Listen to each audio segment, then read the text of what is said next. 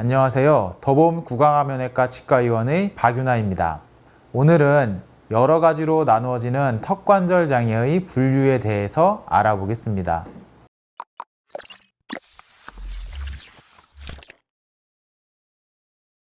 턱관절 장애는 턱관절 및 저작근과 관련이 있는 구조적, 기능적 장애를 의미하고 교합 이상, 관절과 근육의 상태 또는 정신적, 신체적 상태 등 다양한 원인에 의해 발병되기 때문에 진단 및 엄격한 분류를 하는 것이 쉽지 않고 오래전부터 논란의 대상이 되어 왔습니다.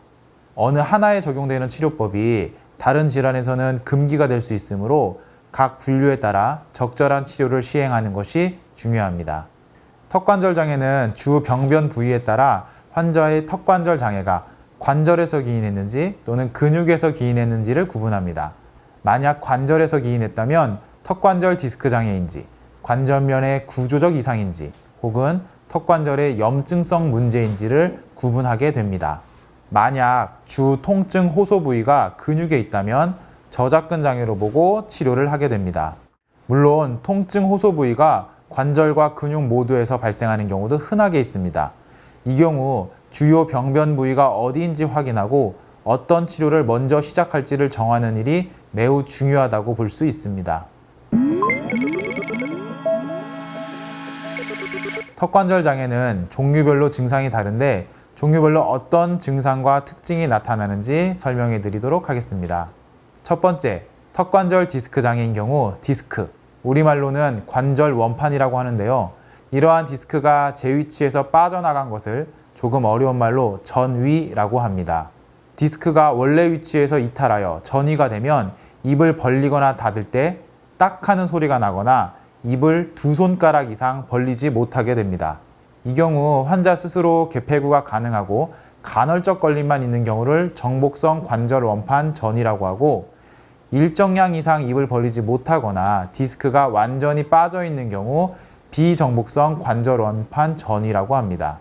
두 번째로 관절면이 병리적 상태로 변화된 경우입니다. 관절염이나 골관절증과 같이 염증성 혹은 비염증성 변화로 인한 관절면의 구조적 변화가 그 특징입니다. 관절염이 빠르게 진행되는 경우 통증과 관절편의 침식 등이 나타나며 이는 엑스레이상에서 확인할 수 있습니다. 세 번째로 턱관절에 염증성 장애가 있습니다. 하악과두의 병리적 변화나 디스크의 전이가 관찰되지 않는 상태에서 턱관절에 통증이 있는 경우가 대부분입니다. 해부학적으로 관절낭염, 활막염, 원판 후 조직염 등으로 구분될 수 있으나 임상에서 뚜렷하게 구분하긴 어렵습니다. 마지막으로 근육성 질환입니다. 이 근육성 질환은 턱관절 질환에서 가장 많은 비중을 차지합니다. 질환의 상태에 따라 근막 통증, 보호성 근긴장, 근염, 근경련, 근경축 등으로 구분합니다. 조금 복잡한 분류이긴 한데 근육의 과활성에 의한 경련과 통증이라고 이해하시면 충분할 것 같습니다. 지금까지 턱관절 장애의 종류에 대해 알아보았습니다. 턱관절 질환의 분류는 발표하는 학회나 시대에 따라 조금씩 그 분류 체계가 달라지는 경향이 있습니다. 하지만 큰 틀에서는 뼈와 디스크 또는 근육의 문제를 다룬다고 보시면 되겠습니다. 턱관절 질환의 치료에서 세부적인 카테고리의 분류만큼 중요한 것은 그 질환을 유발하는 원인이 무엇인지를 꼼꼼하게 되짚고 체크하는 것입니다. 환자와 충분한 대화와 문진을 통해 원인을 찾아내고 그것을 최소화하거나 가능하다면 제거하는 노력이 무엇보다 중요합니다.